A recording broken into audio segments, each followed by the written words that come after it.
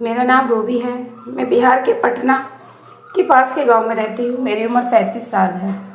बिहार में ज़्यादातर महिलाएं साड़ी पहनती है। मैं भी साड़ी पहनती हूँ। मैं एक घरेलू शादीशुदा औरत हूँ। मेरे घर में मेरे पति और 2 बच्चे हैं, एक लड़की और एक लड़का। मेरी शादी को 14 साल हो चुके हैं। बेटी 13 साल की है और बेटा 9 साल का है। मेरे पति सुनार हैं। हमारे गांव काफ़ी बड़ा है, उसमें एक मस्जिद भी है। हमारे गांव में मुस्लिम लोग भी रहते हैं, लेकिन आबादी इतनी ज़्यादा नहीं है। हमारे गांव के हिंदू मुस्लिम सब मिलकर रहते हैं। मस्जिद हमारे घर के बिल्कुल पास है। मस्जिद का एक चोर बिल्कुल पास है। मस्जिद दरवाज़ा है तो हमारे घर की बैक साइड में है, लेकिन वो हमेशा मस्जिद के अंदर ही बंद रहता है। उस मस्जिद में मौलवी थे जिनका नाम फखर। उम्र कोई 50 साल थी। हट्टे खट्टे, खूबसूरत शरीर, उनका सब बहुत ही हंसमुख था। सबसे प्यार से बात करते थे। वाले कभी गुस्सा नहीं करते थे।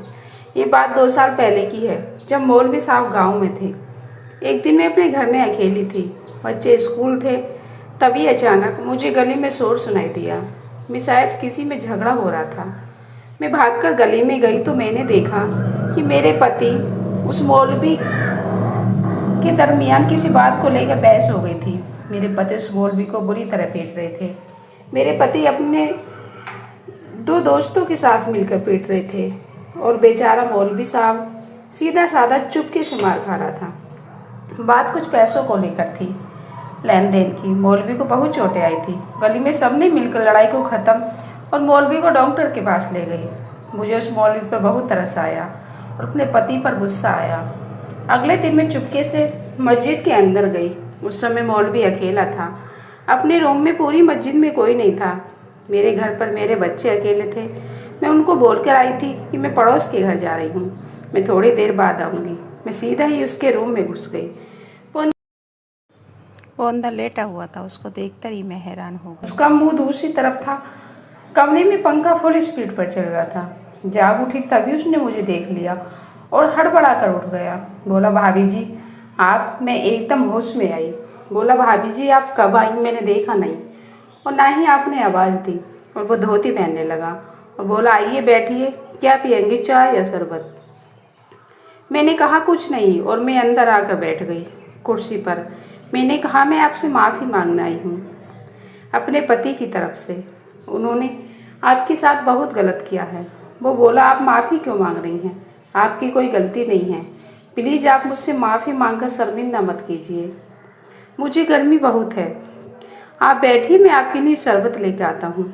मैंने मना करने के बाद भी वो शरबत बनाने चला गया। मैं खामोश होकर बैठी रही। वो मुझसे शरबत देते हुए बोला, आपको यहाँ आना नहीं चाहिए था। किसी ने देख लिया तो हम दोनों की बहुत बदनामी होगी। मैंने कहा, मैं किसी से नहीं डरती हूँ। मैं आपका हाल चाल पूछने आई हूँ। कल मेरे पति ने आपके साथ झगड़ा किया था। फिर हम दोनों बातें करने लगे। मौलवी का ध्यान बार बार मेरी तरफ जा रहा था। मैं उनकी नज़र समझ गई थी। जानबूझकर साड़ी का पल्लू दिया। वो हमेशा इशारा कर मेरा इशारा समझ गया। हम दोनों एक दूसरे को देखकर मुस्कुरा रहे थे। मैंने कहा कि आपका परिवार कहाँ है? वो बोला, मेरा इस दुनिया में कोई नहीं है।